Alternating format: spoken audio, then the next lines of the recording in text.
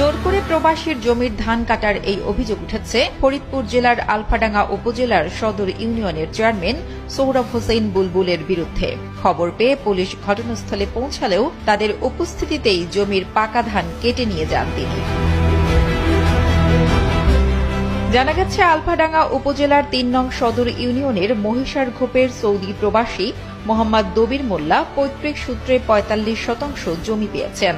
ওই জমি তার বাবা গৌরশঙ্কর ঘোষের কাছ থেকে কিনে ভোগ দখল করে আসলেও চেয়ারম্যান ক্ষমতার জোরে তার জমি বলে দখল করতে চাইছেন।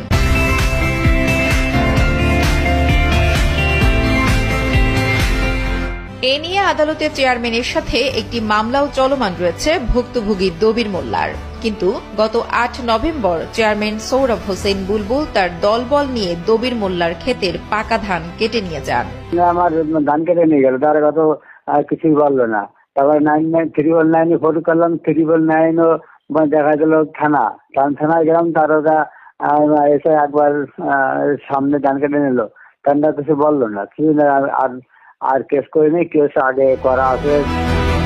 এ বিষয়ে সৌদি প্রবাসী মোহাম্মদ দবির মোল্লা অভিযোগ করে জানান, কিছুদিন আগে তার জমিতে লাগানো আম ও পেঁপে গাছ সহ বিভিন্ন গাছের চারা কেটে ফেলেন চেয়ারম্যান। এ ঘটনায় চিফ জুডিশিয়াল ম্যাজিস্ট্রেট কোর্ট ফরিদপুরে একটি অভিযোগ দায়ের করেছেন তিনি। অভিযোগের বিষয়টি তদন্ত করছেন আলফাডাঙ্গা থানার উপপরিদর্শক মোহাম্মদ ইউনুস আলী বিশ্বাস। দবির মামলা করেন সোহরাব হোসেনের বিরুদ্ধে, মামলাটির তদন্তাধীন।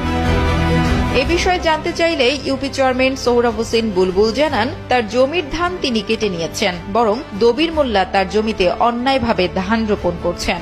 জমির দলিল আমার নামের, রেকর্ড আমার নামের, সবকিছুই আমার ৮০ বছর, আমার বাপ ৪০ বছরে জমি ভোগ করছে, আমরা ৪০ বছর ভোগ করতেছি। এখন সেই জমি হঠাৎ করে আরেকজন দাবি করলে তার তো কাগজপত্র নিয়ে এসে বসে লোকজনের সাথে বসে আলাপ আলোচনা করে তো এটা তার ইয়ে করা উচিত।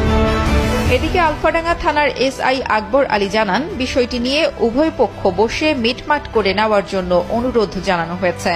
এছাড়া লিখিত অভিযোগ পেলে ব্যবস্থা নেওয়া হবে বলেও জানান তিনি।